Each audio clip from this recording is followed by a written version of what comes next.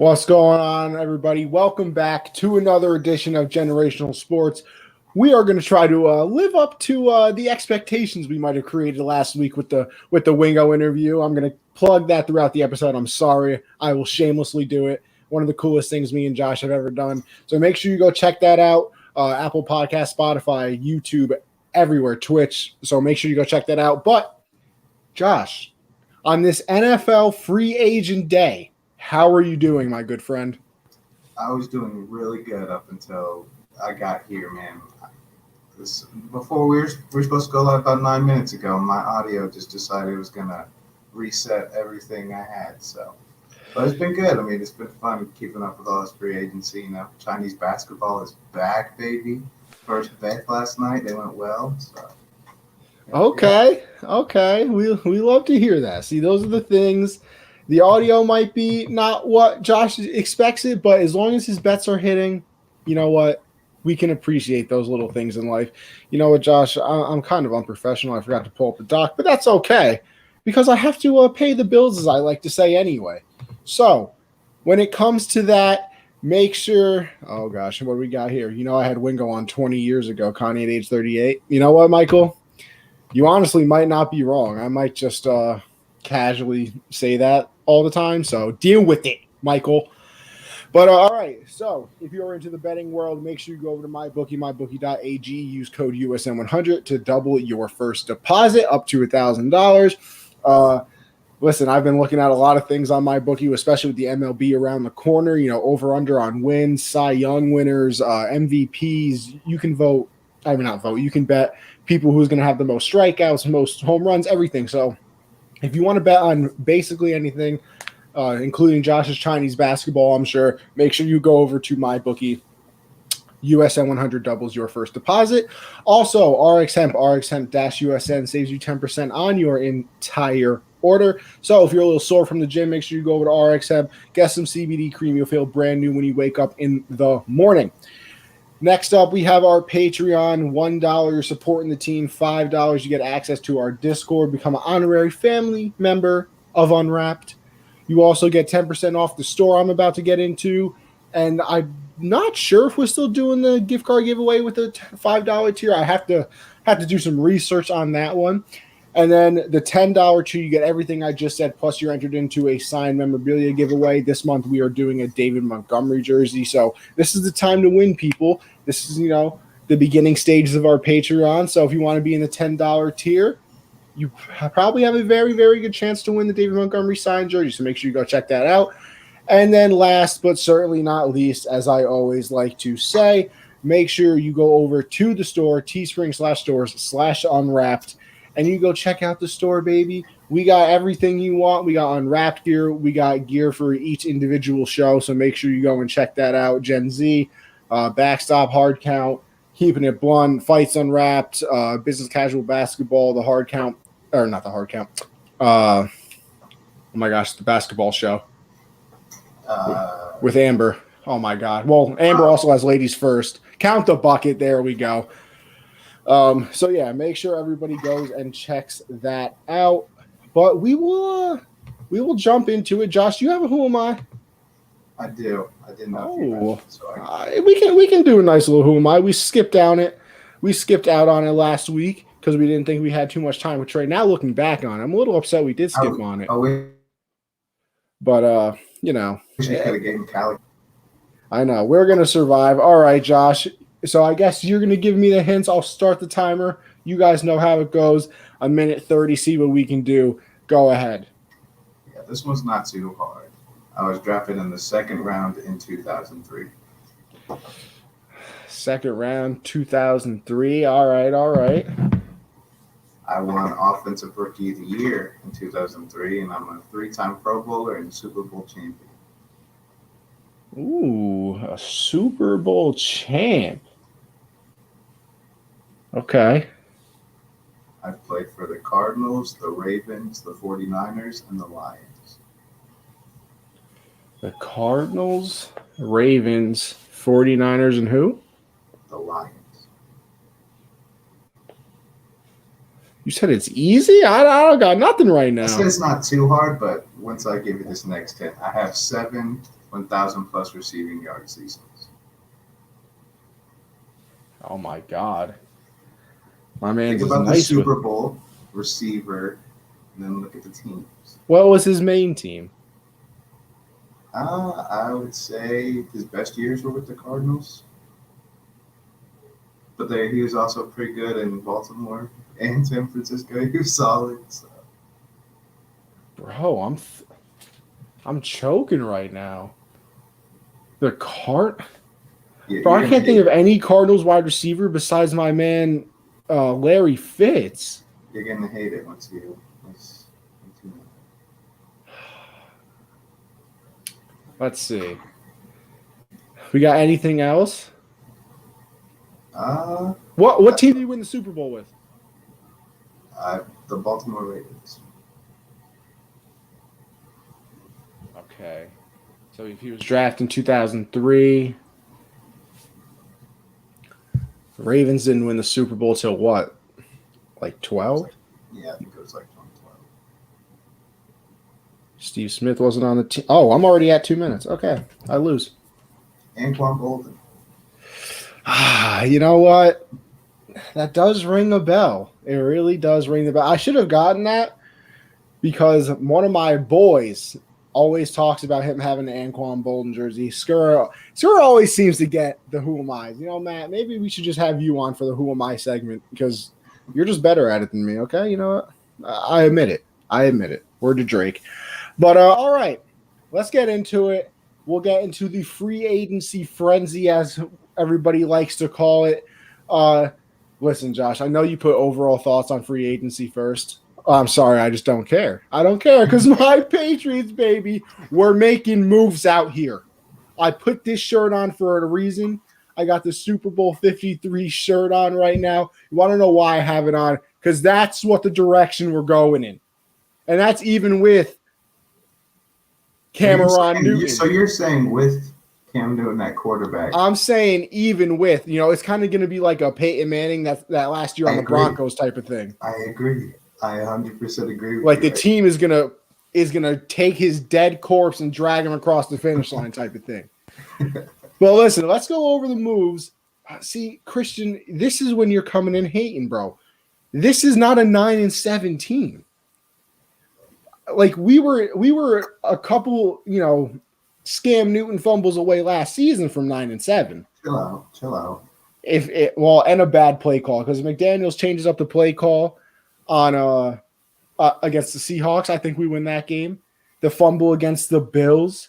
I think if we had Cam Newton, we could have beat the Chiefs. So there's a couple games out here that I think we should have won. A fair assessment, 9-7. I don't know.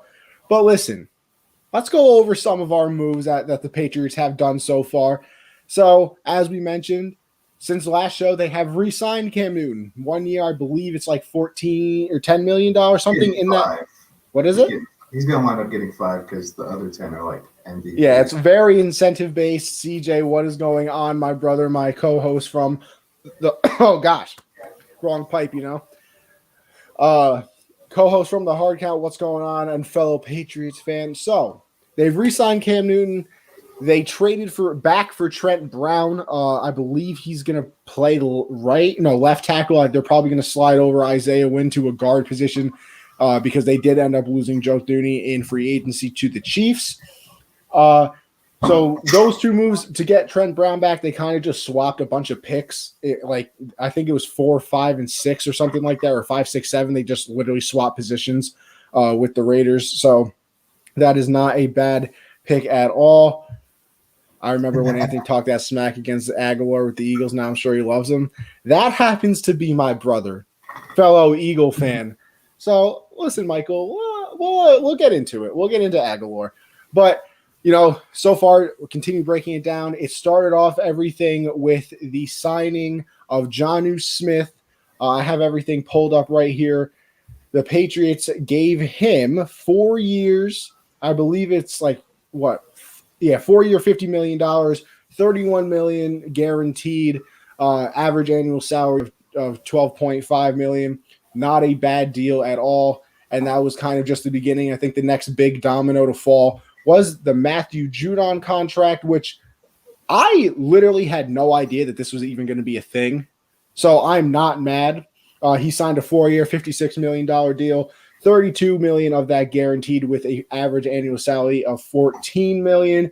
And then right before we came on the show, they also picked up Nelson Aguilar, as we talked about briefly, and Kendrick Bourne as well. So it's been a very, very busy day. I almost don't know what to do with myself at this point. I think in free agency, they said over the last 10 years, Belichick's spent like $300 million, and he's at like 250 or something right now. And I think that was before the Aguilar and Bourne contracts. So this is like the most free agency money he's ever spent, like with his time as the Patriots. Like, I literally don't know what to do. I've never experienced this. I'm used to losing people and being mad when the Patriots lose somebody. I'm like, nah, they should have kept him. Benjamin Watson signings and Dwayne Yeah, Allen. like Benjamin Watson, Dwayne Allen, like an older Martellus Bennett, like Danny Amendola before. Like, those were the type of things that I was used to. And we're out here getting names, people. Like, usually the big name comes via trade, Randy Moss. We got Gilmore through a trade. The only time I remember spending big money on somebody was Revis. So this is kind of a change up for me. Now, Josh, before I, continue further and kind of go even deeper into it, I'll let you, give your thoughts on the Patriots free agency so far. And then I think we should, just start breaking down the people that they have signed so far, because I'm ready to get into it. Yeah, I mean, like you said, this is the busiest the Patriots have been in offseason. I think probably franchise history. I love it because they were going to get Hightower and Chung back, which was already going to improve the defense. But now you add a couple guys to that who are really good players in Judon and a guy coming over from the Dolphins and Mills. It's pretty crazy. And obviously, my guy Cam's over there, so I want him to succeed. Now he's got a tight end. We saw what he was able to do with Greg Olsen. Jonnu Smith, from a talent standpoint, is more talented than Greg Olsen was. So I'm excited to see what they're going to do together. Kendrick Bourne is a very talented receiver too, and Nelson Aguilar kind of revived his career last season. So it'll be interesting to see what he does over there. But it's just, this is kind of what you've been saying you wanted Bill to do, to just go crazy with all this money they have this offseason. And that's what they're doing. They're putting it all together. So I'm excited to see what they're capable of. Yeah, you're right. This is what I basically wanted Bill to do. The only thing that makes this better for me is if they somehow find a way to sign Corey Davis or Kenny Galladay. That's not going to happen at this point, probably. I'm also still kind of praying in the Curtis Samuel bandwagon as well. I don't know how much money each of these players want, but listen, if free agency ended right now and this is all the Patriots did, I still give this an A+. Because, when all this started, I kind of started looking at things. And I guess we'll go down each individual player. So we'll start with Jonnu Smith. Because, I looked up the Patriots, receiving and just the stats. Like, let me tell you something. Devin Asiasi, right, had 2 catches last season. You want to know how many yards he had, Josh? 6. 39 yards on 2 catches. So we're doing great at the tight end position, clearly. Ryan Izzo, 13 catches. How many yards did he have? 199. Like, that's what we were working with last year at the tight end position. So Jonnu Smith is coming in and automatically, obviously, upgrades that position. He had 41 catches last year, 448 yards, had 8 receiving touchdowns, and then he ended up actually getting hurt at one point in the season. So he actually couldn't, finish out the season. He's only 25 years old. So I love that contract. We haven't had tight end production since Gronk left. And I would say even before that, because the last year or two of Gronk, he was a shell of himself from all the injuries. So, I know you kind of touched on Jonnu a little bit, but I don't know if you wanted to add anything else after hearing, some of the statistics. No, we know how talented he was last season, and then the playoff run they had a couple of years ago. He was really important to that too. So, he's a hell of a player. I'm just excited to see what he can do with New England. We look at what their tight end history has been outside of, Benjamin Watson and a couple of those guys. But Gronk, what Bill was able to do with him before Aaron Hernandez became what we all know him as now. He was a beast. So Jonnu Smith is as talented as you can get at the tight end position. So I'm excited to see what he can do over there. Yeah, it's like I said, it's exciting. It's a different kind of thing right now. And then we'll go over to the other big addition that, like I said, I was totally not expecting. It kind of came out of nowhere for me, and that would be Matthew Judon. Just looking at him, if I can pull up his stats right now, he had 6 sacks last year, 50 tackles. He played in 14 games, played 563 snaps, and before that, he played in all 16 games every season. So this is another thing that the Patriots desperately needed. I wouldn't say that they haven't had a pass rush, but it's definitely not been upper levels, top tier pass rush type of thing. Definitely since Chandler Jones left, at least. It's weird. I feel like the Patriots always kind of get pressure in a weird way, but they never actually get sacks. They're usually up there and, in pressures and, forced throws and things like that, but they don't get a lot of sacks. Matthew Judon definitely has the potential to do that. I mean, the year before he had 9.5 sacks. He had 6 this season. Like I said, he played in the 14 games, had 7 the year before, 8 in the second year, and then his rookie year he had 4. So it's good. That's another thing that the Patriots obviously needed. So any thoughts on that one? Yeah, I was really surprised by it too. I thought he'd land somewhere like Indianapolis that could really use a pass rusher like that. I mean, obviously New England could use help defensively. Like you said, their pass rush is not something I'm always thinking like that's what they need to go after in the offseason. So I was taken back by it too. But it's a huge pickup for them. Matthew Judon's a great player, so I think he's going to come in fit perfectly, and it's a huge pickup. I mean, that defense is going to be a problem next year. Speaking of the defense, we'll continue with that because they did sign Jalen Mills as well. I guess they consider him a DB, not technically like an actual corner. If my brother's still in here, he could probably tell me a lot more about Jalen Mills than I actually know coming over from the Eagles. But I kind of look at this not as the Stephon Gilmore replacement, but more of the J.C. Jackson replacement. Because I think that they're going to end up trading Gilmore before the draft, if not, in it during the draft, something around. I don't think Gilmore, starts the season on the Patriots. Now, they have the money for it if he did, I assume. But call me crazy, Josh. You're getting all these people back. You getting Hightower back, you're getting Chung back. Obviously, McCourty is still there. If you return with a healthy Gilmore, J.C. Jackson just led the league in interceptions, him being your number 2, you just signed all this firepower on the offensive side with Jonnu Smith, and then we're going to get into those wide receivers as well.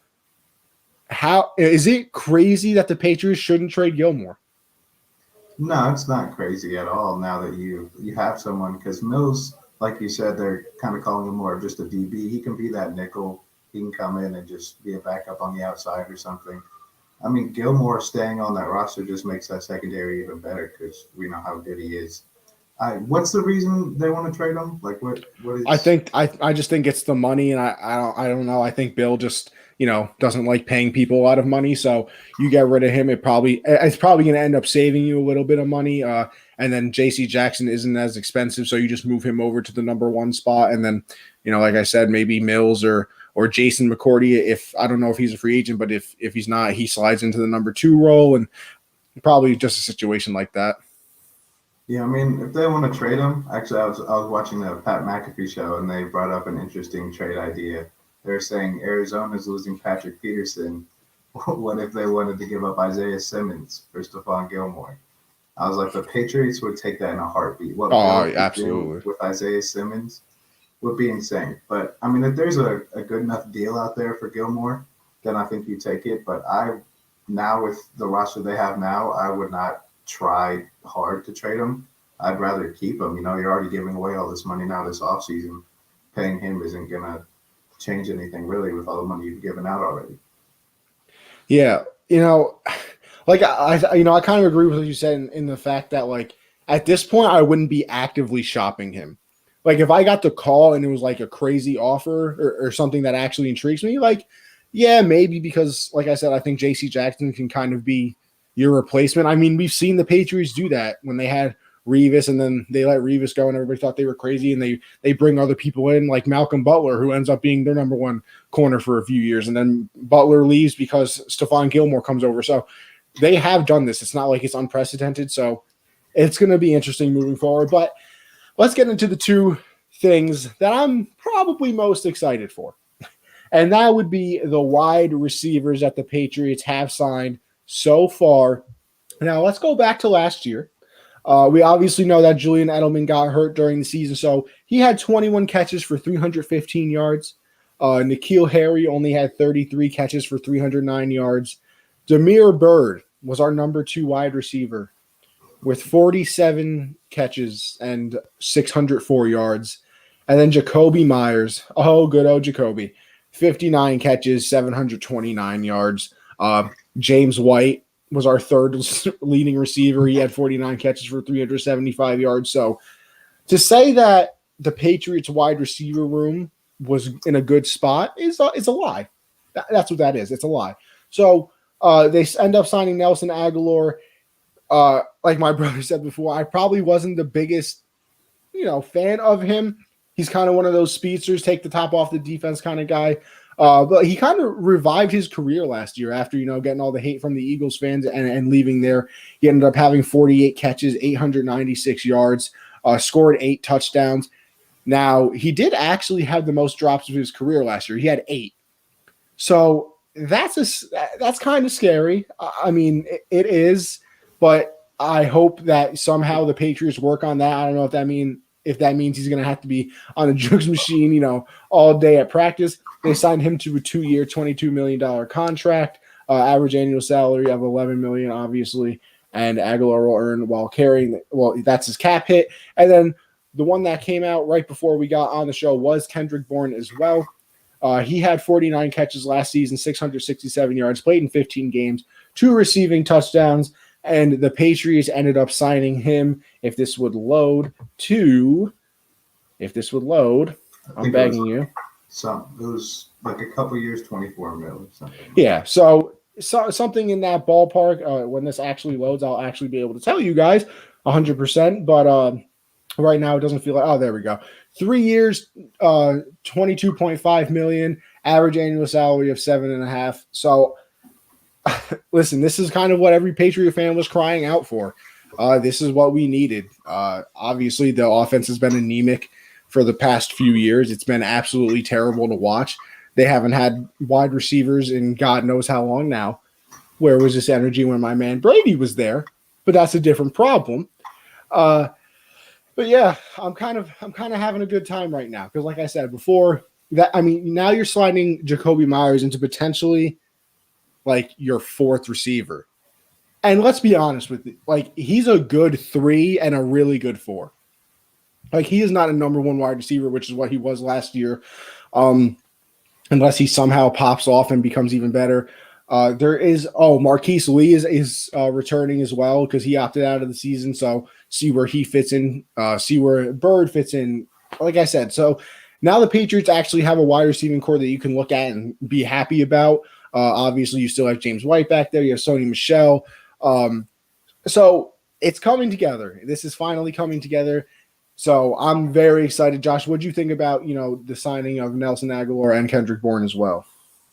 Yeah, I love it. I think it gives Cam weapons, obviously. And like you said, Jacoby Myers he's talented. He can be a solid, come off the sideline receiver. But as your number 1 receiver, that's not really what you want. I think Aguilar can be their number 1 receiver. I think that's a huge pickup for them. He showed a lot of improvement last season. I think they'll find a way to use him correctly. He's a great deep threat. That's where he really thrived with the Raiders last year. And Kendrick Bourne can really do it all. Edelman's going to come back fully healthy. He'll be able to fill that slot. And like you said, Jacoby Myers as your 4th receiver is really good. That's something you want him as. So I love their receiving core now. This is as good as it's been since Randy Moss, basically. Now it's basically just him by himself.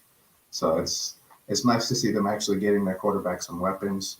Now it's just I really hope my guy Cam has been working on his accuracy this offseason. So it's going to be interesting, but I love the signings at receiver. It's huge for them. All right, so I'm glad you mentioned it. I am glad you mentioned Cam because now my Cam hate is going to be in full effect this year. Like if people thought it was bad last year, you got another thing coming because this is the most weapons the Patriots have had in a while. Now I'm not saying that Nelson Aguilar and Kendrick Bourne are top 5 wide receivers because that would be an absolute lie. But Jonnu Smith's probably a top 5 tight end, I would say. Aguilar, it can take the top off the defense, which the Patriots have never had. Basically, they don't know what fast wide receivers are, as you can tell by the drafting of N'Keal Harry. Kendrick Bourne, I love that signing as well. We'll see. Hold on. Well, did you see that a team was interested in N'Keal Harry? Yeah, and I hope that they trade him. I was like, the Patriots should just take whatever's offered. Bro, 6 rounder, gone. I'll trade him for a bacon, egg, and cheese, salt, pepper, ketchup, bro. Actually, no, leave that to ketchup. I'm not a ketchup on that guy. But I really would trade N'Keal Harry. And I think it was like the 49ers as well. So, maybe they get bored. Patriots do them a little favor and are like, I guess we'll take like a 5th round pick for him. Just like, what are you getting for Harry? Like, there's no way you're getting a 3 or anything like that. And I mean, he was he was the end of the 1st round. So, I mean, at that point, you'd probably hope for a 2nd, but that's not going to happen. I don't think he showed anything. Unless the team just is in love with him and they just really want him over there. I mean, what's going to happen. He'll probably get traded, go on and be actually decent, and then everybody's going to blame the system, this, that, and the third. But whatever. So that's been the Patriots signings. They've definitely been the busiest team, I would say, so far. And like I said, it's on Cam now. I'm not doing this I'm a hater of Cam thing anymore, because if he has a bad season this year, last year you guys can blame the wide receivers and lack of weapons, and I understand it, because I was doing that the year before when everybody was saying Brady was bad, and I said, do you know how he's throwing to Kmart wide receivers? And Cam was doing that last year as well, but I had some people saying that he was going to be in the MVP talk, so I had to shut that down real quick. But listen, if Cam has a good season this year, I'll be very happy, because I am a Patriots fan. I love the moves that we have made. So I'm rooting for him. I really am. I'm hoping Cam does well. Do I have the absolute faith in Cam? I wouldn't say that. I wouldn't go that far.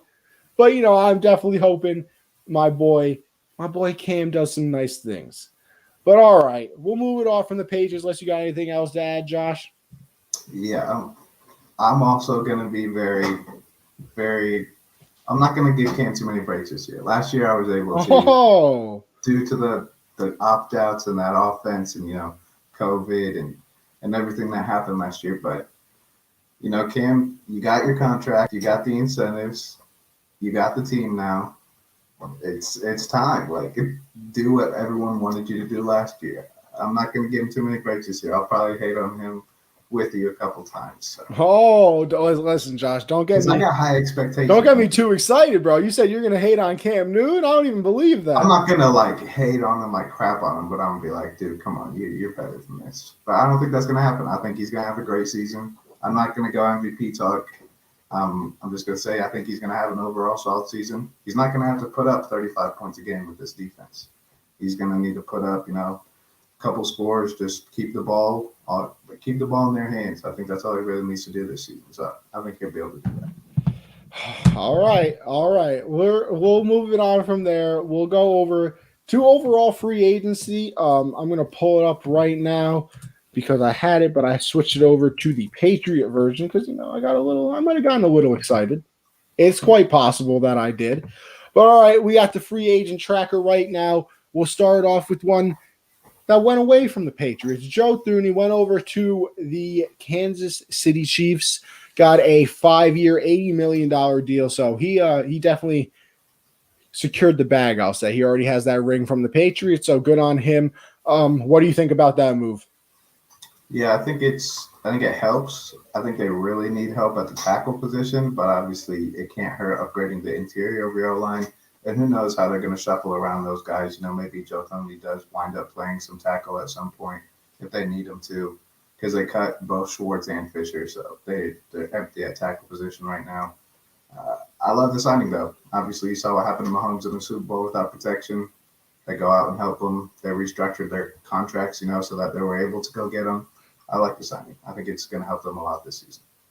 Yeah, like you said, they cut both Fisher and Schwartz. They needed to do something at O-line. Obviously, he's a guard right now, so that doesn't really help the tackle position. And I'm still a little weary about the Chiefs' offensive line because, we saw in the Super Bowl, you had a lot of guys playing out of position. And the reason that they probably cut Fisher and Schwartz is because they weren't going to be ready for the season.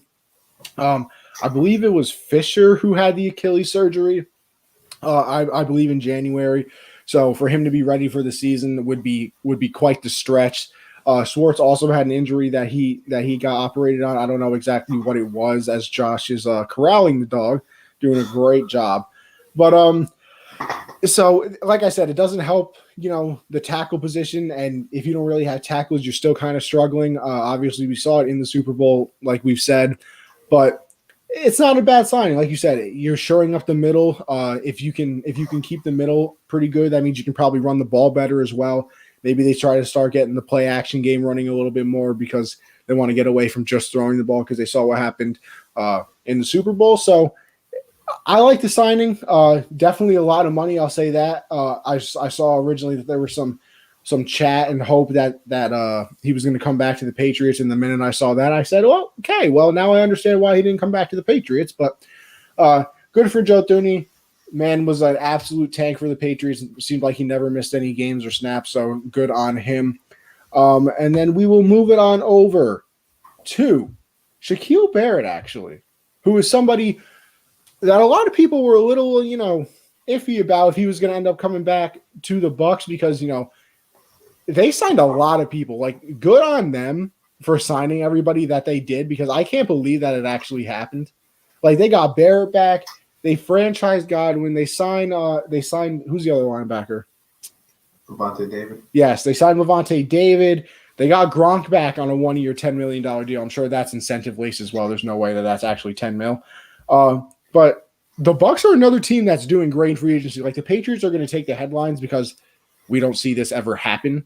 But I believe I saw a tweet that like the Bucs have spent like $250 million in free agency. Like they're doing a lot of things, and obviously that's not all for this season because that would be over the cap. But it's good to see what they're doing. What do you think about what the Bucs have done? Like I said, they re-signed Barrett, which is a huge deal. Obviously, we saw what he did in the playoffs, and he's becoming one of the better pass rushers. Levante David's back, Gronk's back. We still don't know anything about, Leonard Fournette and Ndamukong Suh and all them, AB. But, like I said, David's back. Godwin got the franchise tag. Barrett's back. So what are you thinking about that? I feel like when you get to a Super Bowl, the NFL's like, you know what, you can just spend as much money. Like the Rams got there, and then they were just able to pay everybody, the Chiefs, and now the Bucs.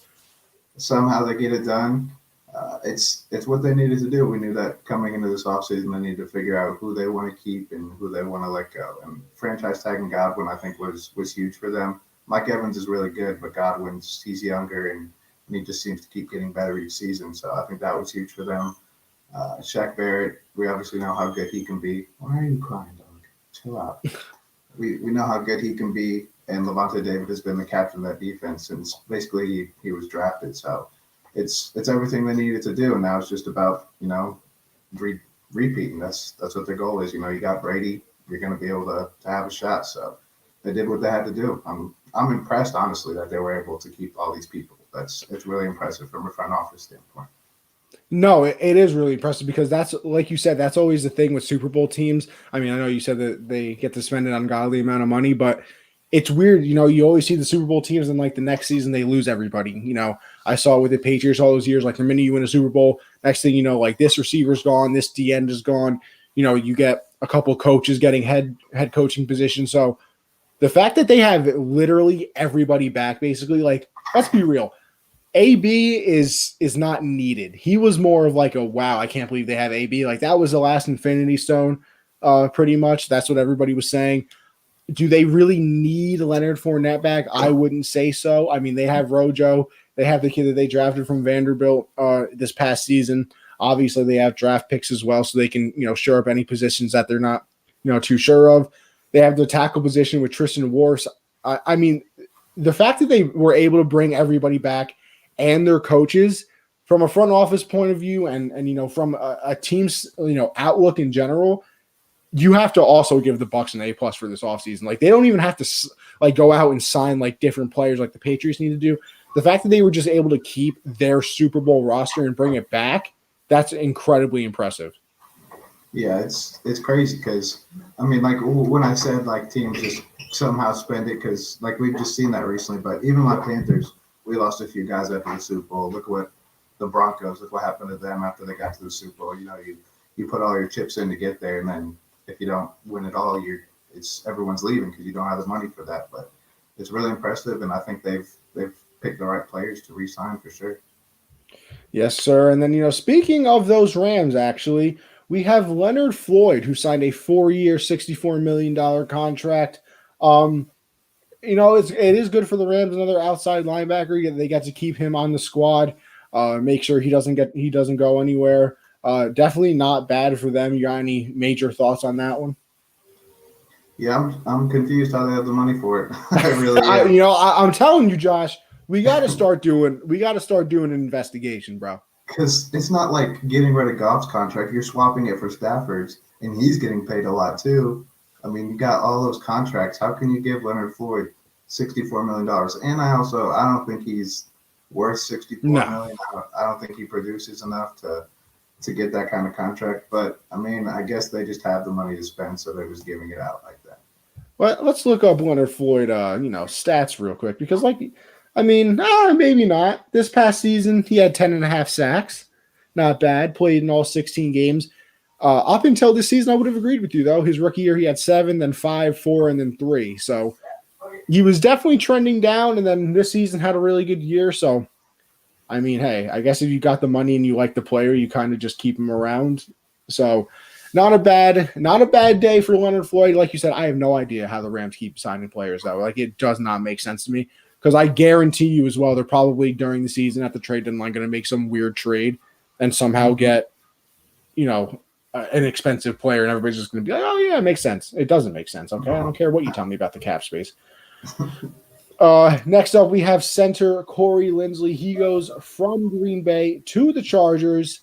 This is pretty big. This is important for I'm blanking on his name now. Justin Herbert. This is important for him. Get somebody to shore up the offensive line. I really like this signing. He's been pretty solid over his career, as we've seen. But I think just stacking up that offensive line definitely makes them a little bit better. I don't think you can ever have too good of an O-line, especially if you can afford the player. So good on the Chargers for doing that one. Yeah, definitely. Protecting Herbert's got to be their number one priority now because we've seen what happens when you don't protect your quarterback. You get Andrew Luck, and your franchise quarterback is gone before they even turn 30. So I think it's huge for them. I mean, he got paid for sure. He got his bag. Well earned, though. He's one of the best centers in the league, so I think that's huge for them. Quarterback center relationship is also something you really want to have in the NFL. So I think it's going to be good for them long term. And like you said, you got to protect Herbert. You can't have too good of an offensive line ever because it seems to be a year-to-year thing where players are really good at some point and then they suck for the rest of the season. So I think it's a great signing. Yeah, and then another big one, we'll only go through, a couple more to want to be here all day. Yannick Ngakoue obviously was on the Vikings and then got traded to the Ravens. He signed a 2-year, $26 million deal with the Las Vegas Raiders. I really like this one as well. I mean, I think that John Gruden's really turned things around fast. Like I said, in previous shows, I think everybody kind of laughed at the Raiders and John Gruden when he got that contract. I mean, he got paid for sure. What was it, like 10 years, $100 million or something like that? So he's real good on money. Listen, John, you got any laying around, feel free. I'll tell you my Venmo anytime. But he's done good. Like, as much as everybody wanted to say, he's done very good. Max Crosby, Josh Jacobs, he got rid of Khalil Mack. He got rid of Amari Cooper, and that's kind of where we lost it with him. Everybody was like, oh, what are you doing? But he's gotten some players back. Yes, Darren Waller has looked fantastic while he's been there. Jonathan is it Abrams or Abraham? It's Abrams. I think it's Abrams. Yeah. Jonathan Abrams, he's been decent. I mean, his personality on Hard Knocks probably makes me think that he's better than he actually is. But I don't care because I'm rooting for the guy. What'd you say? You'd think he's built like Cam Chancellor the way he. Bro, that man be flying around the field. So I respect him.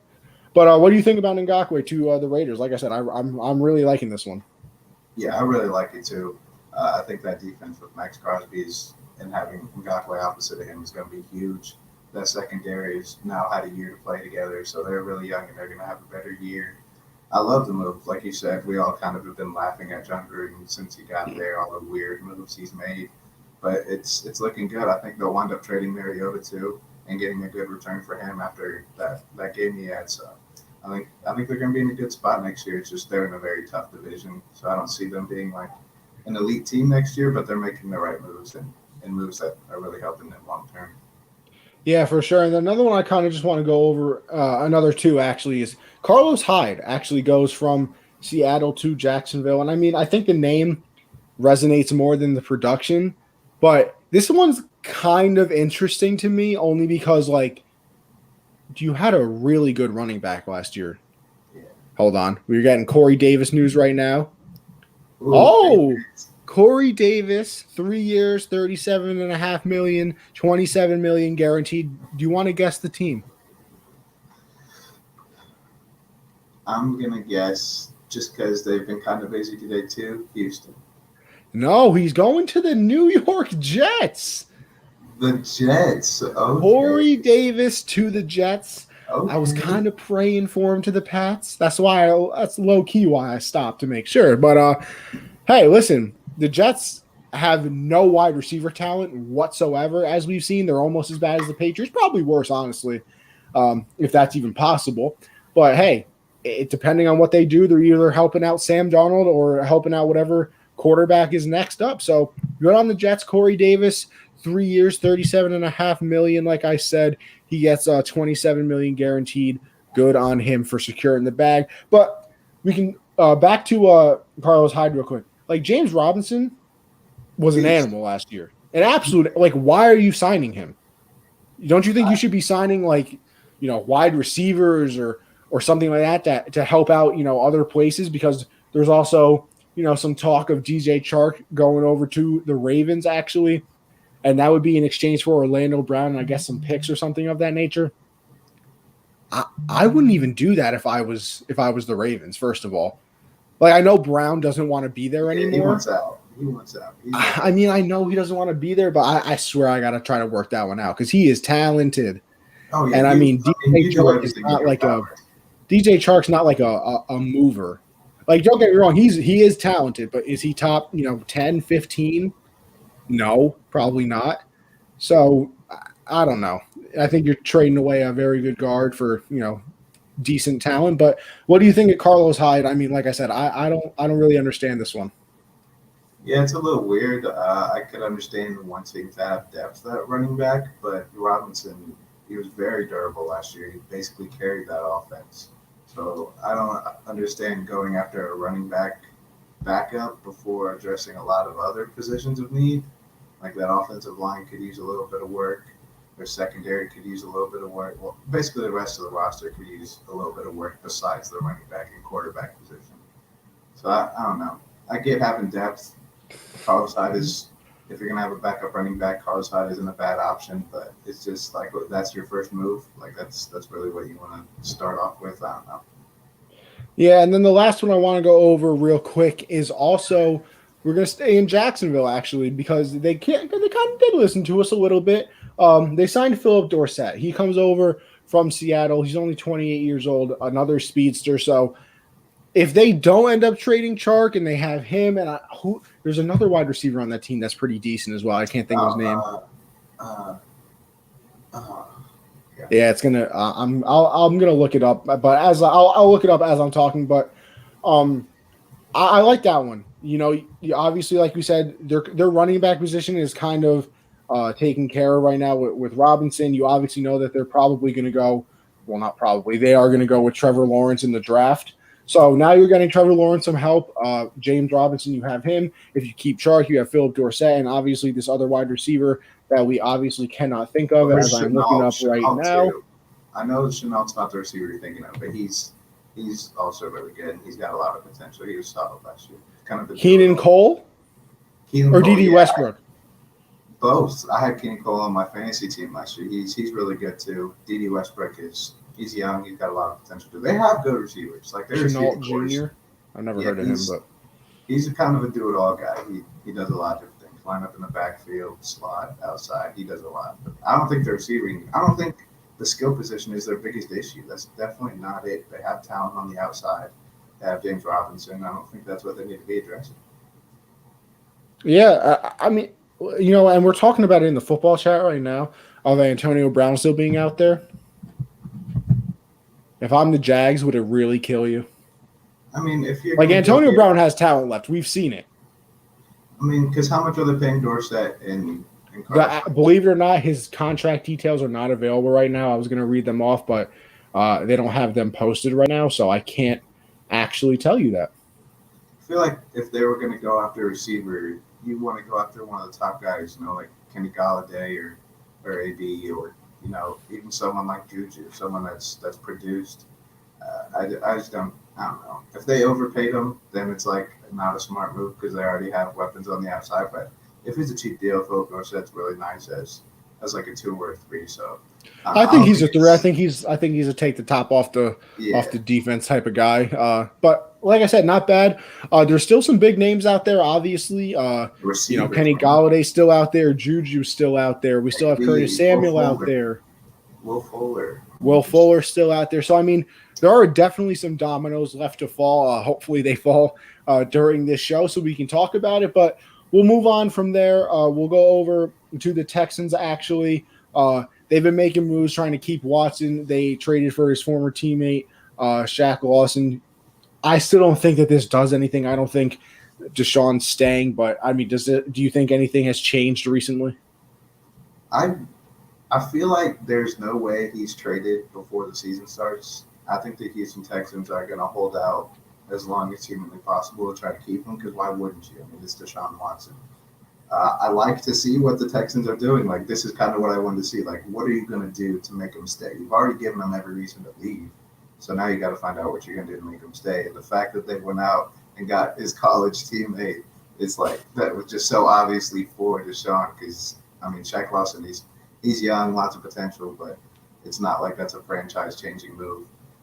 I obviously, I want Watson in Carolina. That's what I want, and that's what I do think will happen. I still have confidence that will happen, but I don't know. I think there could be a chance he stays. If they keep making these right moves. Watson, obviously, he wants to be loyal to the team. He's not a guy that wants to keep abandoning ship like this. He has love for the city of Houston. He's played there for a couple of years and given us all there. So I think they're making moves towards it. I just don't know if there's a lot you can do. He's kind of already made his mind. Yeah, like I said, I don't think it does anything. I think he's going to end up leaving, which obviously sucks for Houston. They kind of lose everybody. They've lost JJ. They lost James Harden. I mean, the Astros are cheaters, and even they lost George Springer. So listen, it's a tough time to be a Houston sports fan. I mean, the Rockets are literally dog water. We're gonna get to that. I'm excited. Yeah. I'm excited about that one too. I know exactly why you are. But we'll move on from there as well. We'll go over to the 49ers. A team that's definitely been quiet so far in free agency. I don't know what kind of moves they really can make. But do you think they trade for a quarterback like Sam? You think they're sticking with Jimmy G? I was talking to somebody today, and we were talking about the Patriots quarterback situation because he didn't think that they would take a quarterback. I was like, no, they definitely have to. I don't think, they're just going to go another year with Cam and then nobody's behind them. And he said that they'll trade for Jimmy G. But I think if that was going to happen, it would have been instead of signing Cam to a new deal. So I think Jimmy G back to the Pats, at least for the season, I'll say, is definitely not going to happen. I just have the weird feeling they're going to stick it out with Jimmy and have some of those defensive players come back, maybe try to address some things in the draft. Maybe the wide receiver position or something like that. Maybe get some a corner to try to replace Richard Sherman and all those things. But I don't know. I just have a weird feeling Jimmy's there next year. Yeah, I feel like they haven't given up on Jimmy like most of us have. I feel like it's pretty well known he's not some special talent. He's a serviceable quarterback. He can get the job done, which you saw in their Super Bowl run, but he's not gonna be a franchise guy forever. He's kind of a temporary guy. I don't want them to stick with Jimmy G. I really want to see because Trey kind of opened my eyes to Sam Darnold a little bit last week. I'd give. You know what, Troy? I'd I give love you for coming on this show and everything. I still can't do Sam Darnold, bro. I can't do it. See, he's right because the games where he's been healthy and the team's been healthy, he hasn't been that bad. That game against the Raiders this year, he looked really good. I I just think he needs to be put in the situation. If I think San Francisco would be a perfect spot to test who he really is. You know, Kyle Shanahan, a defense like that and an offense like that. I think that would be really nice. Also, Marcus Mariota's out there. I think he'd be really nice in that system too. I don't know if the Raiders would be interested in Jimmy Garoppolo. I don't know how much they'd like that, but I don't know. I love that 49ers roster. I love their staff. I just hate that it's Jimmy G at quarterback. I want it to be anyone else. Listen, Josh, like I said, I pray for your happiness. I really do, because you're my co-host. I gotta have you happy. But the things I would do for Deshaun to end up on the 49ers are ungodly. No. That would be one of the funnest offenses to watch easily. Like, I mean, you got Shanahan, more fun than that. him and McCaffrey. CMC and Watson and DJ. Now, listen, that is another one. Oh, that would be very fun. But I don't know. There's just something about Kyle Shanahan and Deshaun Watson that just makes sense. CJ, Corey Davis to the Jets. Damn, yeah. I know, CJ. I was rooting for it. I really was, but you know, we've still had a pretty good. You guys can't complain. No, I'm not going to complain. I'm a little. Am I upset? Do I have the right to be upset? Yes. You can be like, dang. Yeah, no, that's what I'm at. I'm at like a knee slapper situation right now. Yeah, that's perfect. So, yeah, nothing crazy. But yeah, like I said, I think that they're going to end up returning to, Jimmy G somehow. I don't know why. We already touched on this. Ravens and Jags are close to a deal swap. DJ Chark and Orlando Brown. Could Chark be the number one wide receiver that Lamar needs? I know we touched on it a little bit, probably go a little bit more in depth on it here. Like I said, I love DJ Chark. Like, I had him on my fantasy team like a few years ago when he was like brand new. People didn't really know about him, and he can produce. Like, he is very good. Like, he's not bad. Do I think he's number one wide receiver worthy? On a team that doesn't pass the ball that much, or like on a mediocre team, he is. So the Ravens is a good fit. Because, I mean, you pair him up with Mark Andrews and Hollywood Brown. Like, I think his production gets even better now. Of course, that is if Lamar becomes more accurate. And obviously, we saw with Josh Allen when he got Stephon Diggs that he all of a sudden was, one of the more accurate quarterbacks. So it is definitely possible. But I don't know if I'm the Ravens, I don't like the deal. Like, I know Orlando Brown wants to be gone, but you got to be able to you cannot tell me that DJ Chark and it's probably going to end up being like a third round draft pick is all you can get for him. He's one of the better tackles in the league, and you're getting DJ Chark. So for the Ravens, I don't love the deal. For Lamar, I like it because he's getting that wide receiver. But I also don't like it in a way because their team is built on running the ball, and you're getting rid of a premier lineman. So I'm kind of all over the place on this one. I honestly would just really like Chark to stay with the Jags because obviously now you have Dorsett. You would have him back, and you would have those other wide receivers that we talked about. You could also, pick some wide receivers in the draft as well and try to fix up the team. I mean, I don't know. I don't know how I really feel about this. I don't think I lean towards one certain way on either side. What do you think? Yeah, I think it's pretty obvious they do everything in their power to keep him. Like, you don't get rid of him just because he says he wants out. You try to fix that relationship and you try to keep them, but like you touched on, they aren't a pass-heavy team. Lamar's not going to go out there and throw 45 passes every week. So you kind of already have your number one target in Mark Andrews, and I think that's perfect. You keep it inside the numbers with Mark Andrews. You don't make Lamar have to make some tough throws towards the sidelines. So I think if you get DJ Chark, you at least have that big threat on the outside. Marquise Brown has not been that at all for them. He has not been that touchdown pass, like deep threat that they've needed. And that's also on Lamar's inaccuracy too, though. I think if you have a bigger body target like DJ Chark, it's going to help Lamar out a lot because he can create a bigger target for Lamar. I think it'd be nice for them. But like you said, I don't think the Ravens win that trade, even if it happens. Even if they get like a second or third, I still don't think they win it. Losing Brown is a huge hit. That's his blindside protector. So I think they do everything in their power to keep him, but I would like to see how DJ Chark would be on that offense. Yeah. It's like I said, I'm not too much into it. Now, we'll we were going to step away from the NBA or NBA NFL real quick, but I feel like we have to talk about this as well. Obviously, Drew Brees ended up officially calling it a career. Obviously, one of the best quarterbacks of all time. You know, it's it's crazy looking at his story. It really is. Because I saw a tweet earlier today, like if he was a quarterback in this era, Drew Brees doesn't happen.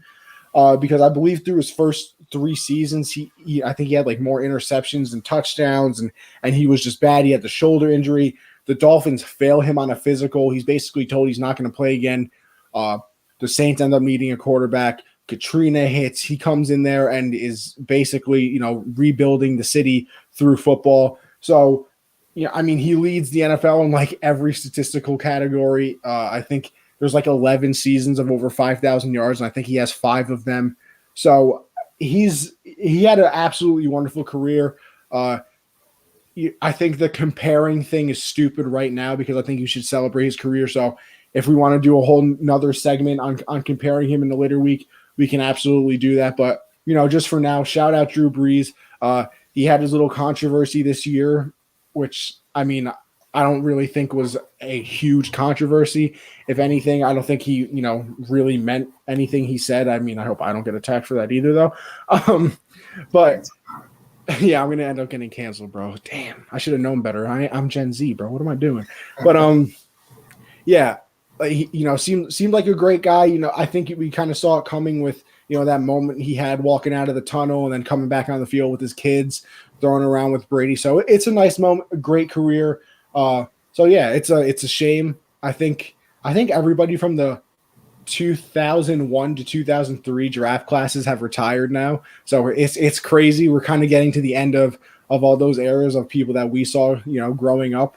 So it's weird. It's definitely a little weird, but shout out Drew Brees for a wonderful career. What do you think about it, Josh?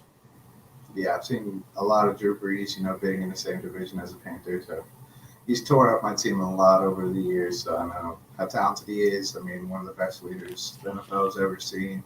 And, after that injury in San Diego and everything happened there, and then he winds up in New Orleans and, gets them a Super Bowl, which that town really needed and everything. So you love to see it. He's one of the best to ever do it. I agree with you. Let's not compare. Let's just appreciate the greatness that was Drew Brees.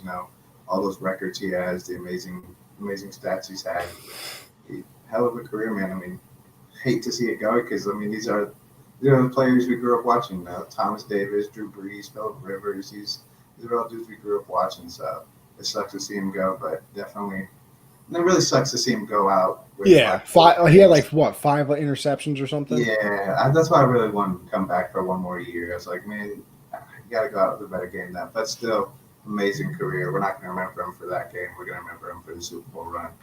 And yeah, just props on an amazing career. Definitely going to suck. Be weird not seeing him. But, and it's crazy, too, because, people forget how good that Super Bowl run was. Oh, my. He beat Kurt Warner, Hall of Famer. He beat Peyton Manning, a Hall of Famer. That was a very, very good Super Bowl run. We talked about Super Bowl runs this year with Brady because, he beat Rodgers, Mahomes, blah, blah, Breeze, all this. That was a very underrated Super Bowl run. That was prime Peyton Manning.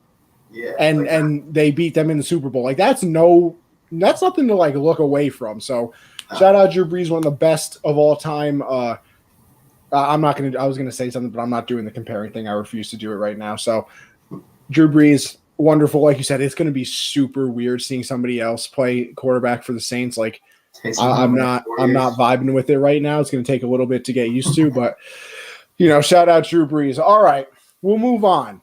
Josh, I didn't even see this when I was reading the doc originally, but I like this. What is your favorite funny sports storyline? Some examples. We got the Devontae Davis retiring at halftime. I remember that. I was crying. D'Angelo Russell out here snitching on people. I mean, there's some interesting storylines out there. What's one of your favorites? I've got a few of them. One that I've always loved ever since I saw it, just because it doesn't make sense, is before Baker got drafted, his incident with the cops.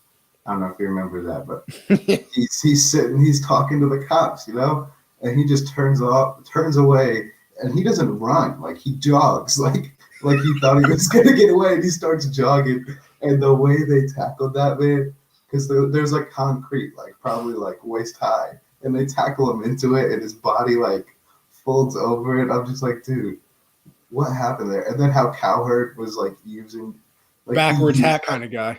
Yeah, it was just that was so funny because Baker still winds up going number one. If anything, it helped his publicity, and that was just one of the funnier ones.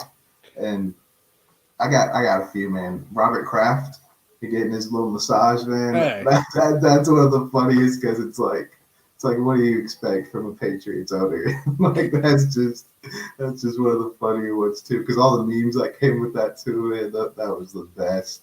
Earl Thomas, recent. Yes, Earl Thomas. That's a good one. Their entanglement and his wife pulling up with the gun. Oh, I mean that just fit 2020 so well too. Just the timing of it all. And then switching over to NBA a little bit. Matt Barnes and Derek Fisher. That's a good one. Favorites. That's one of my favorites. He drives like 50 miles just to go beat Derek Fisher's ass. It was just the best. And this one wasn't even like really a storyline. Like it happened a long time ago, but Paul Pierce pooping, the wheelchair. Yeah. It's like, I don't know why he came on national television and admitted to it being he had to take a shit. Like, I don't know why he admitted to that. I would have stuck with, my leg was cramping really bad. I had to get to the back and do all that. Why would you willingly be like, but now it makes sense. He got in a wheelchair because he had a little poop stain, He had to sit down. He could not walk out of there. It's just, there's so many funny storylines. J.R. Smith is involved in a bunch. He beat the crap out of a fan outside for putting a phone in his face. There's just so many. I just want to talk about a few because I just read something the other day, like it was like close to the anniversary of the Earl Thomas incident. And I was like, there's so many different, just out of nowhere. Plaxico Burress shooting himself in the leg. Like, dude, what are you doing? Like, there's just so many. I think some of my favorites. I love the boat picture as well. Yes. The storyline that came on with that one. That one was great. It really was. People out here. What was it like? Tory Lanez and Odell and oh my god, that was a good time. Like that was a good time. So, you had that one. There's actually one in. I think it was with the Yankees, and I'm gonna butcher the story, but if you have time to like actually look it up, it's fantastic. So there were teammates actually, and he cheated on his wife with like his teammate's sister, and then like they ended up actually like getting married. No, I think the wife was the teammate's sister. And then like they cheated, and it's like this whole like big scandal thing. That is that's legendary, bro. Like you're really out here cheating with your like on your teammate's sister. Like congratulations. Let's see, there's so many. I mean, I know it's a dark place, but I mean when Tiger was getting chased with from his girl with the golf clubs, like I know it's a bad thing, but that one was kind of funny. I'm not gonna lie. There really are so many. I mean, the Vontae Davis was fantastic. The live of LaShawn McCoy and Tre'Davious White explaining it is my favorite video ever. Have you seen that? I don't think I have. Oh my god, because they imitate Vontae Davis's voice too, and he has like a high pitched voice, and they were on the sideline, and they were getting ready for another series, and they said Vontae Davis like just made a big third down play, and he was like, "Yeah, I'm done, man," and Tre'Davious White was like, "Oh, you're like this your last season?" He's like, "Nah, I'm done." He started taking off. Yo, I did not know this. Yeah, you gotta look up that video, man. Yo, yes, I did not know Paul George cheated on Doc's daughter, bro. Yeah, you didn't know that? Nah, how did that one go under the radar? That was so funny too, because then Doc was his coach for a year. That was so funny. Nah, that one's special, Paul. You're killing the And game. then You're killing there's the all, game on like that the one. Ben Simmons Kuzma situation with Kylie Jenner and all that. Like there's so many funny things have come out of just athletes being athletes, man. Oh man. Gotta love famous people. Just having their lives out in the public. We can pick it apart all the time. But all right, let's transition over to the NBA. The Heat are actually 9-1 in their last 10 games since Jimmy Butler came back. They've gone from the bottom of the East to the number 5 seed. And I know I saw you tweet about this, so I kind of already know your thoughts. But should Jimmy Butler be in the MVP conversation? I get it. I get it. Like I want Shea to have a lot of respect too. I think he should have been an all-star. You know, he's having a great season. But just because he's having a great season does not mean he belongs in the MVP conversation. Jimmy Butler is having an excellent season. He is without a doubt the most important player on that team. We saw it last year in the bubble. We know who Jimmy is. Is he an MVP candidate? Hell no. It is clearly a two-man race. And now with Joel Embiid getting injured, it's not a race anymore. Jokic is going to be the MVP. The stats show it. They're going to be a top 3 seed in the conference probably. He's going to win the MVP. I get it. You want your best player to have more respect. All the Heat fans are like, Jimmy in the MVP conversation. Even some of the players have been tweeting it out. It can't be a 10-man race. It doesn't work like that. There's the top tier players just playing out of his mind this season. Jokic, Joel Embiid, LeBron's playing amazing.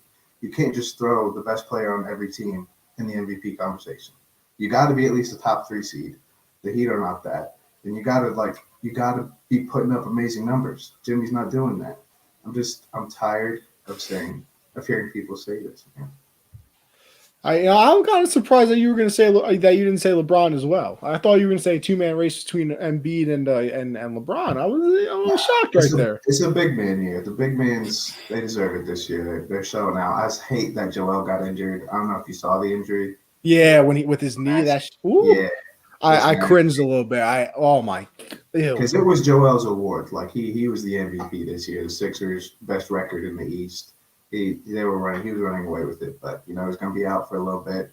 I don't think if you miss some games, I don't think you can be in the MVP conversation like that. If you have a longer injury, people just there's criteria for it, guys. Like it's not just he's playing good. He missed a couple games, but he's playing good. It's like no, you got to be playing out of your mind. You got to be consistent. You got to be healthy.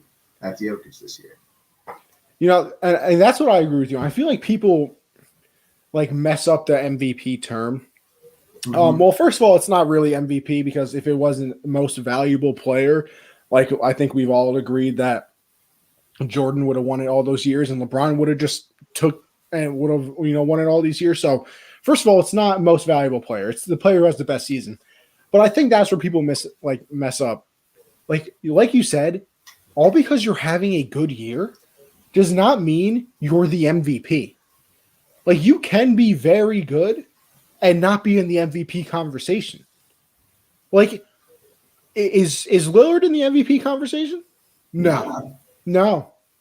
I don't even think Curry's in the MVP conversation right now. And they are having amazing years. And they are tweaking every game.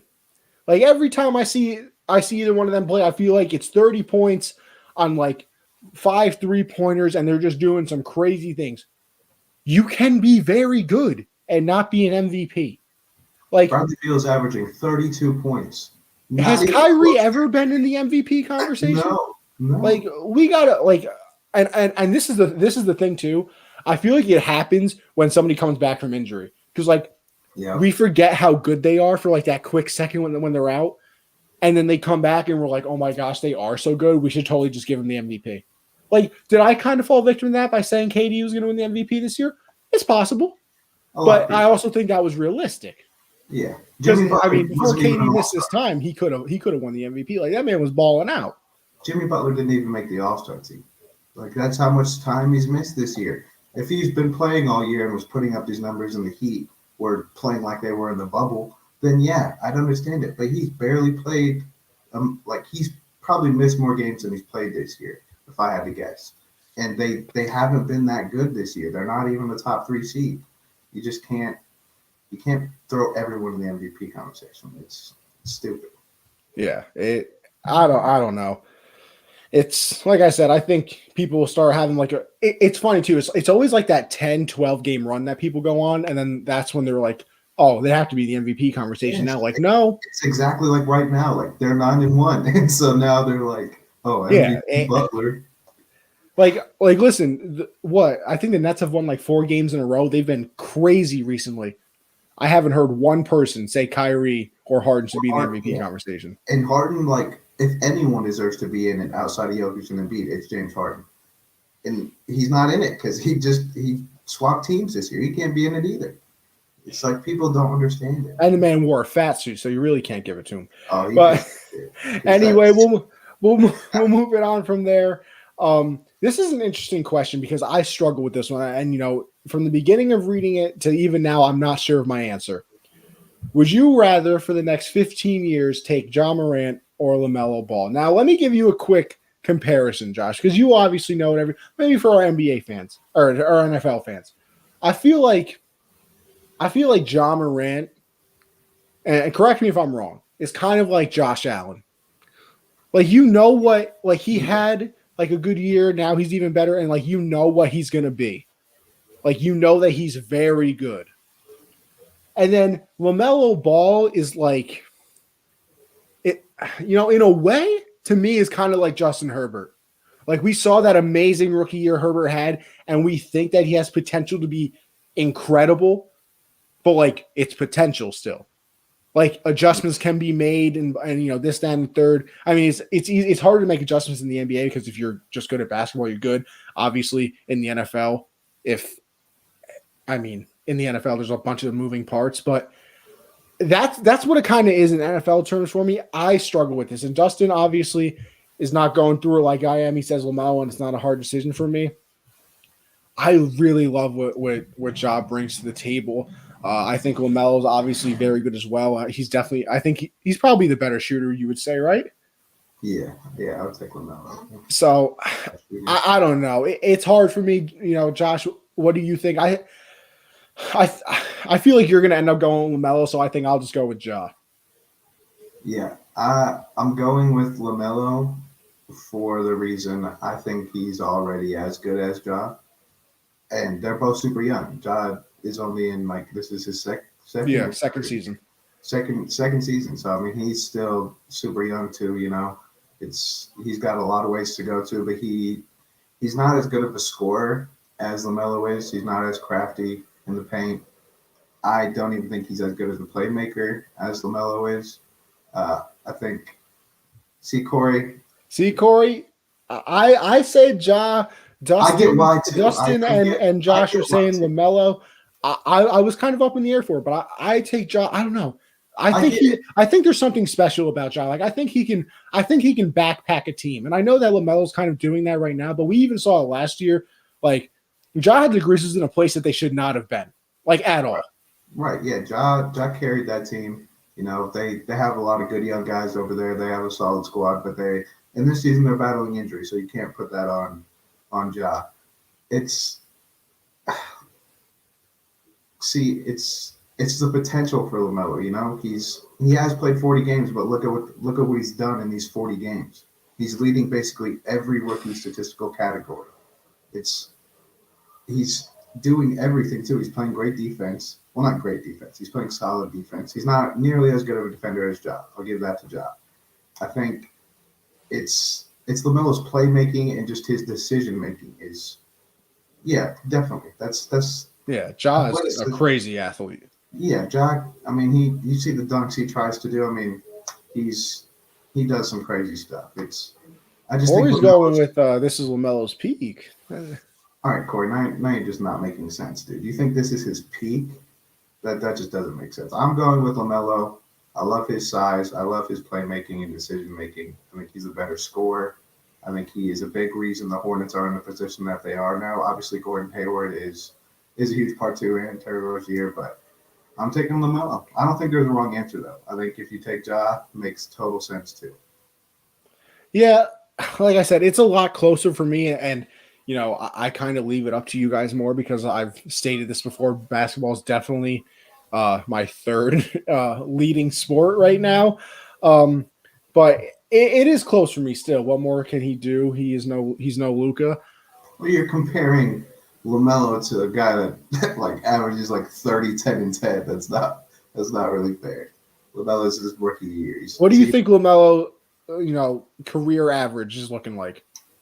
At the end of his career, I don't think he ever averages more than 22, 23, unless they just wind up tanking and he's the only scorer on there. I think he's a 6 to 7 rebound guy, and I think he's a double-digit assist guy when he's in his prime. I think like his best year, he'll probably average something like 24, 8, and 11. Like he's going to put up insane numbers. Like I don't know if you guys have watched the Hornets a lot this year, but the things he does out there, how quickly he moves, he's like what we wanted Lonzo to be. That's yeah. He's what we all thought Lonzo was going to be. He is a mile ahead of Lonzo.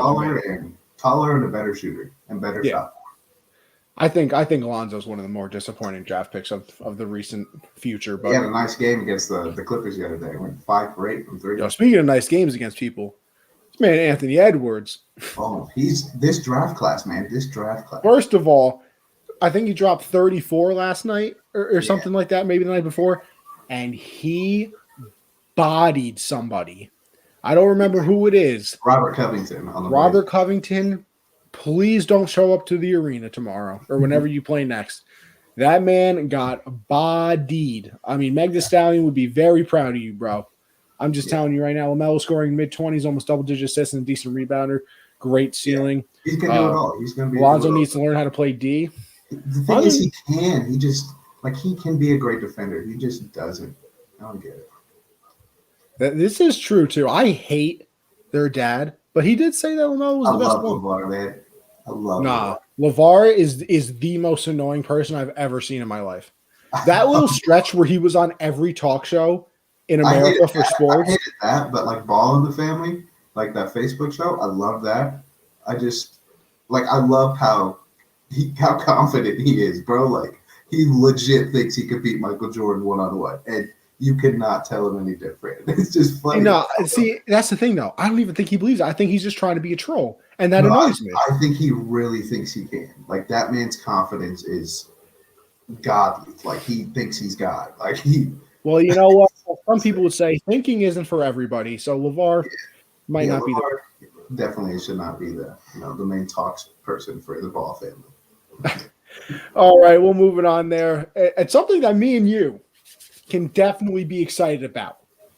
Absolutely. The Rockets have lost 16 straight. The Thunder own their pick if it's not in the top 4, which scares me a little bit. That scares me a little.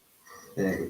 But if the Thunder get 2 top 10 picks, I mean, we're talking about maybe a quicker rebuild than we thought. Listen, the Pelicans jumped from I think they had a 2% chance to get the number 1 pick and wound up with Zion Williamson. So, I mean, I think the Timberwolves and the Pistons will wind up having worse records than the Rockets. So the top 3 teams each have a 14% chance to get the number 1 pick. And it all comes down to where the lottery balls fall, though. So, I mean, all we need is for them to fall off the top 4. And we're going to be in the lottery. We're going to be in there, too. So, I mean, if teams keep sucking, if the Kings keep playing terrible, if a lot of these teams just keep playing bad, I mean, even if the Rockets wind up having the worst record in the league, we just need them to fall at the top 4. That's all we need. I know, but that scares me, bro. I hate having to put the faith in other things. You know what I mean? I know, putting your faith in lottery balls is probably the worst place to listen. As somebody who lives in New York, I've seen it happen plenty of times. Every single time the draft came through, the Knicks fans were all going crazy. Sorry, CJ, if you're still watching, but I mean, we need the Rockets to have Knicks luck. We need that fallout. Listen, bro, all I need is the Thunder to get the first pick, and then the Rockets have number 5. That'd be perfect, man. Could you imagine? We're set, though, because we're not even really in a situation where it's like, wow, we need so many draft picks year after year. We got Shea. We got Luke Dort. Pokashevsky's played really well. Dude's 7'1" and can be your point guard. I mean, we got Darius Bazley's playing well, too. I really like our young core. And if we can somehow get the number 1 pick, Cade Cunningham is so good. And I just don't know how he fits with Shea, though. That'd be the biggest problem. But Yo, CJ, I said I'm sorry, bro. But the Knicks never get, the ball to drop their way. It just don't happen. They sold their soul and, bribed the league for that number 1 pick with Ewing. And ever since then, it just don't go the Knicks' way. RJ Barrett's really good, though. He's starting to turn up. I like, all right, I'm not going to say I like the Knicks, but I think they're starting. Listen, I'll say this. I wouldn't be, let me word this carefully. I wouldn't go crazy if I was a Knicks fan, but I wouldn't be that sad either, because tell me how crazy it is that they're kind of on the Nets trajectory right now. The Nets had a solid young core. They started building up. They make the playoffs, maybe like what the Knicks do this year. They show some teams that they got a little bit of fight, and then maybe a free agent says, wow, the Knicks aren't complete and utter trash. Let me sign there. They get a star. And then maybe another star is like, listen, I hate my life in this spot, maybe Karl Anthony Towns. And is like, you know what? I need to get traded. And then bam, Knicks are decent. I mean, hey, is that crazy? I mean, come on. Knicks, see, I just wish they had a year like this last season. Then Kyrie and KD could have been like, yo, Knicks got a couple of things going on over there. But I think it really just comes down to who these big name free agents are going to be. And there's not a lot coming up. I don't think anyone's really looking to leave. The Giannis sweepstakes are over. He signed his deal. So I don't know. I think they're on their way, though. It's the D'Lo All-Star year, but with Randall. I like that, CJ. I like that. That Nets team was so fun, too. And this Knicks team was fun. I am a little upset that they got. I don't know why. The only person that really annoyed me that they traded was Jared Allen. I don't know why. Yes, he's a beast now, dude. Like, he's on the Cavs. He's putting up 20 and 11 like every other night. Bro, could you imagine that team if they somehow kept him? I know. I wish if they kept him. If they and they had Harden, Kyrie, and KD, I would have started getting my finger fitted for a ring right now if I was on the Nets. Nah, because LeBron's still. Nah, bro. I'm sorry. Those three and him. And Blake and Balake Griffin. If Blake can play like the way I want him to play, then I'm like, all right, lock it up. I mean, hey, LaMarcus Aldridge If they get both of them, bro, that defense is atrocious. Like, that is disgusting. Hey, listen, defense might be bad, but unless you score in 140 a night. They're gonna average like 160, bro. Like, they're gonna break records. Bro, you know what's like scary for NBA teams? Like, they're nice right now, and KD hasn't been on the court in like a month. Hey, bro, Lakers still top seed, not number 1 seed, but they're up there, and AD's out for I think like another 3 weeks. Yeah, they're waiting. They know what it is. They are waiting. They're saying, listen, AD, you sit yourself down. You can come back in the playoffs. I respect it. If the Lakers win it all this year, think about that title. You got to get past Paul George and Kawhi. You got to get past this amazing Jazz team. And then if you get to the finals, you got to beat KD, Kyrie, Harden, Blake Griffin. Like, if they can complete that on a repeat, ooh, man, that's listen, insane. I can't have that happen. I might have a little bit of money riding on that with a few people. So calm down. Yeah. Offense averages 140, defense averages 135. Hey, listen, all I know is if those are the averages, it's a W at the end of the day. But speaking of KD, actually, Hamidou Diallo was traded. He was the last member of the Westbrook, Thunder era. So we'll go back. We'll do a little trip down memory lane. Josh, what's your favorite KD Westbrook moment, bro? There are so many, just because the playoff runs we used to have, like the first one that I remember is the finals run before we traded Harden. And then after that, I'm a little upset that I don't remember that. Like I said before, when I saw that picture for the first time, I thought it was photoshopped. I really did. Really?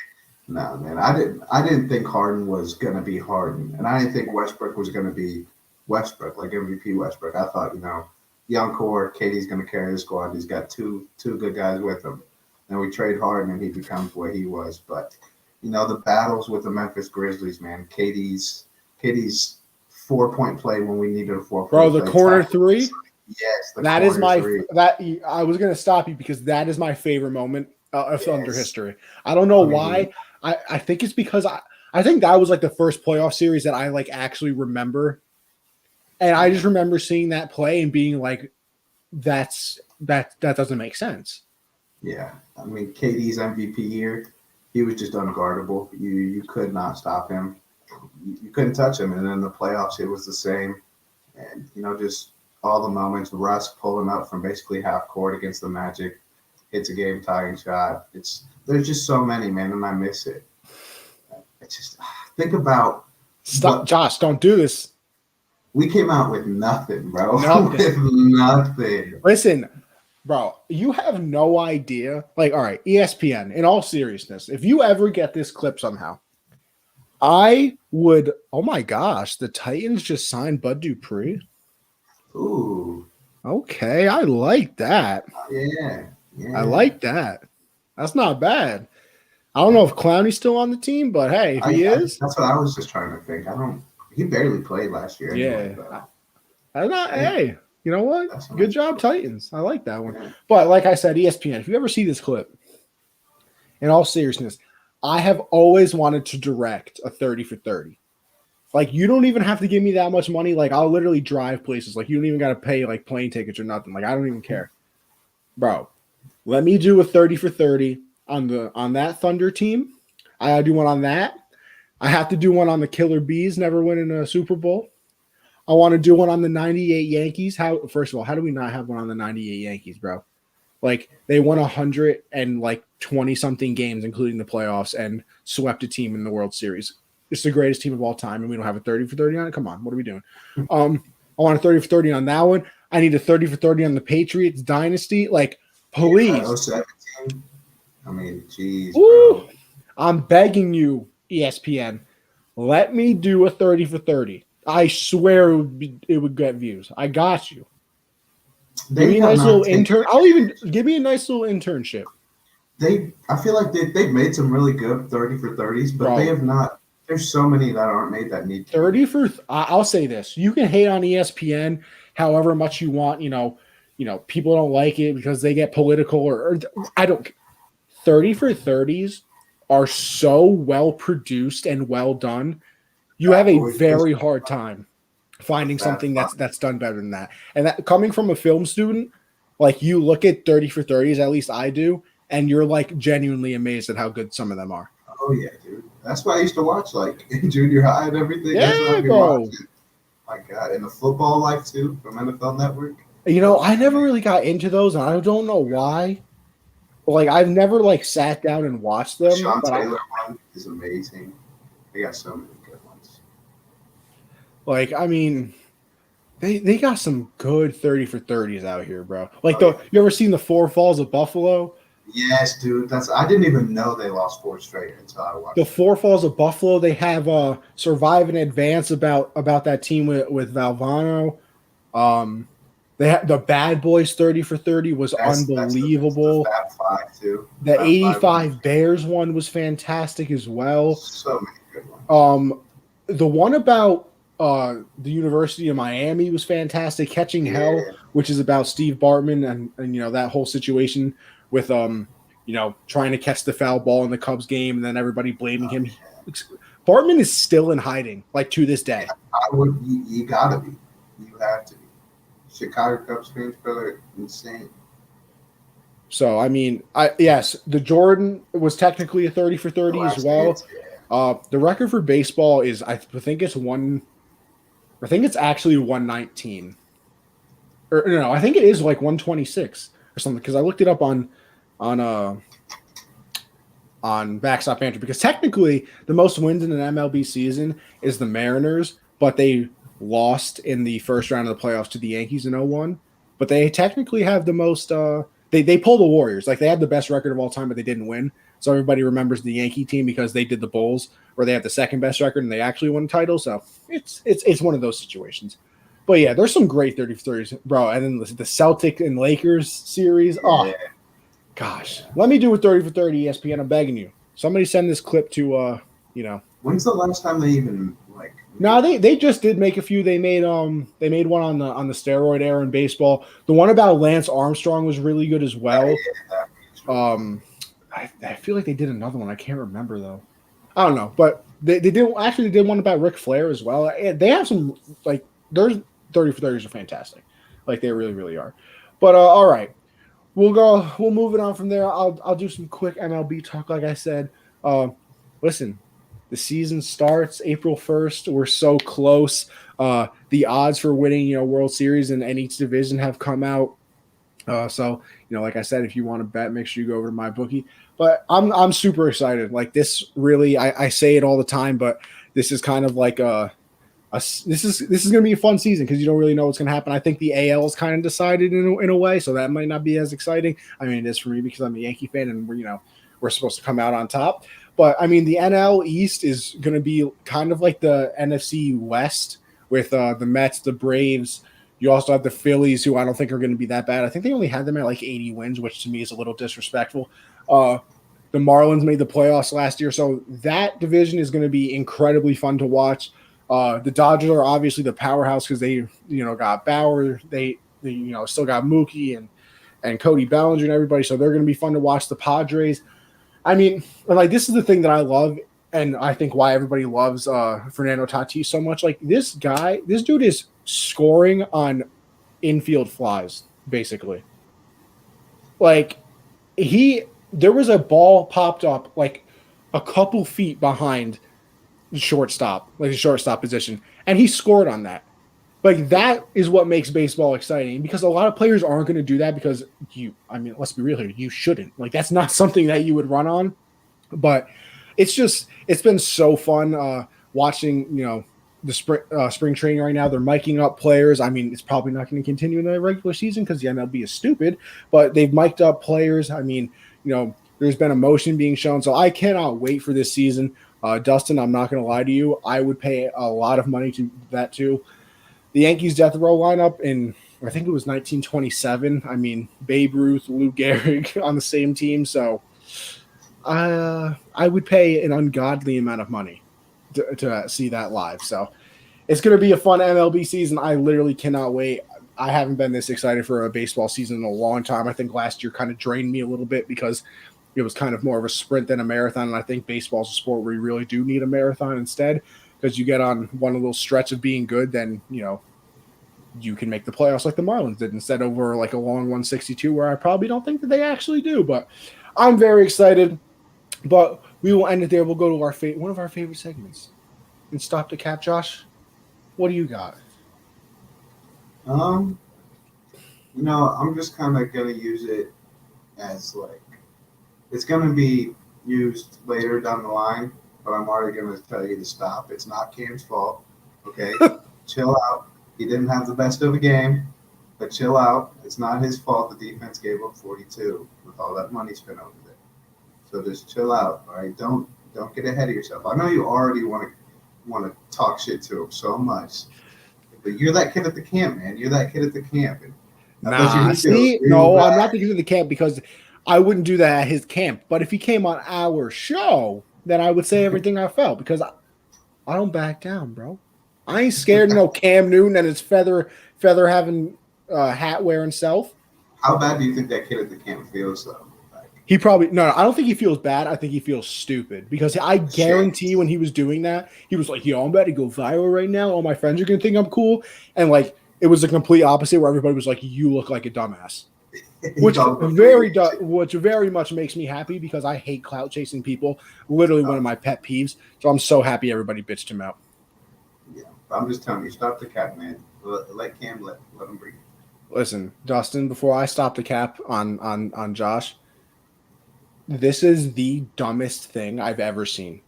Like last season, okay, I'll break it down for people, all right? Football, there is a clock. You can sit there, run the ball, kneel it out, and end the game. Basketball, same thing. You can play the shot clock, whatever. There is no such thing as a shot clock or anything like that in baseball. I don't care if you're up 15 runs. Tatis, they're up 7 runs, 3-0 count, hits a bomb grand slam.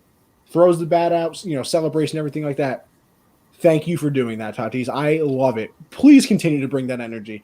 Because let me tell you something.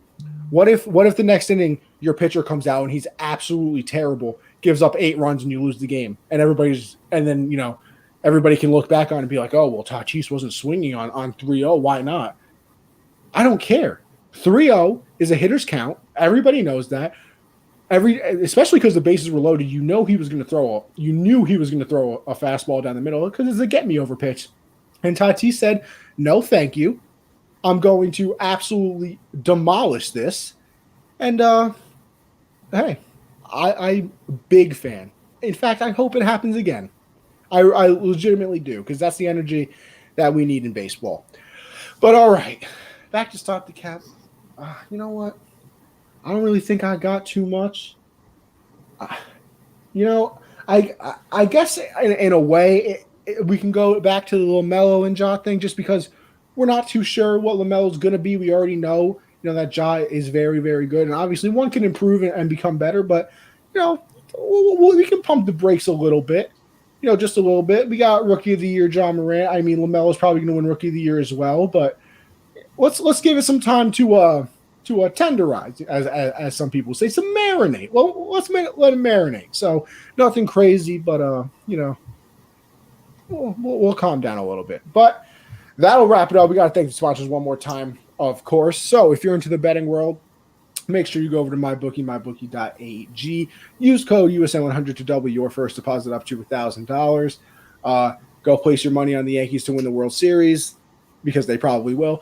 Nah, I'm kidding. But do place all of your money. Like, sell your house right now and bet Yankees over 95.5 wins, because that's the easiest money I've ever seen in my life. But so go check out MyBookie USN100. RxHemp-USN saves you 10% on your entire order. So if you're a little sore from the gym or sore from life, make sure you go and check them out. Make you feel brand new when you wake up in the morning. Then head over to the Patreon. I believe it's Unwrapped Sports. Go check them out. The $1 tier, you're supporting the squad. $5, you are then entered into a gift card giveaway, I believe. I have to check on that, so if I'm wrong, don't kill me. You get 10% off the store, and you also are in our Discord chat, so you're like an honorary member of the Unwrapped fam. And then $10, you get everything I said except the 10% discount goes to $20, and you are entered into a signed memorabilia giveaway. We're doing it each month. This month is David Montgomery. This is the perfect time to win, people, because it's kind of brand new, so there's not as many people in it yet. So make sure you go and check that out. And then, of course, last but certainly not least, the Teespring. As I said, if you want to, get 10% off, you go subscribe to the Patreon, then head over to Teespring and buy some merch, because Unwrapped works very hard on the merch. We work hard on ours, Gen Z. So go check it out. We got masks, shirts, sweatshirts. I mean, if there's something you want, we have it on the store, so make sure you go and check that out. But that'll be it. Josh, what you got for everybody before we head on out of here? Yeah, follow me on Twitter at Joe_4. And last week, if you missed it, we interviewed Trey Wingo. We now have a YouTube channel, Generational Sports, posting clips from that stream. Make sure you go subscribe and check those out. And yeah, make sure you tune in next Monday, 7 p.m. Eastern. Yes, sir. As Josh said, check out that YouTube Generational Sports. We're posting clips from all the podcasts. I think, I actually tried to hook it up to the StreamYard today, but it takes 24 hours to be able to live stream to a YouTube channel, so it's stupid, so I couldn't do it. But we'll start posting the full links there. I'm actually probably going to post, and I didn't even tell Josh, I'm probably going to post the Don LaGreca interview as well up there. So we'll post the full Wingo one. We'll post the full LaGreca one. We're posting clips from every show on there. But make sure you go check out the YouTube channel. Follow me on Twitter, Anthony Conover _ or at Gen Z Sports for the show. Like Josh said, the Wingo interview was fantastic. It's available everywhere: Apple Podcasts, YouTube, Twitch. I mean, basically, please just go and find it. It was an absolutely wonderful interview. I still can't believe we kind of did it. Thank you, Skr. Always much appreciated. Tuesday, I have the hard count with my boy CJ, where we break down everything in the NFL world. So I'm sure we will have much to talk about tomorrow, especially with everything free agent. We're both Patriot fans as well, so we might go a little bit crazy on that stream. But make sure you check that out. That is Tuesdays at 10 Eastern, and then Thursday, everything baseball. Like I said, the season is coming up. It is almost here. Backstop Banter with me and Michael Lawson. Go check that out. That is Thursdays at 10 Eastern as well. Check out the Twitch as well, Anthony_Conover. But that'll be it for today's episode. I appreciate everybody for watching. We will head on out of here.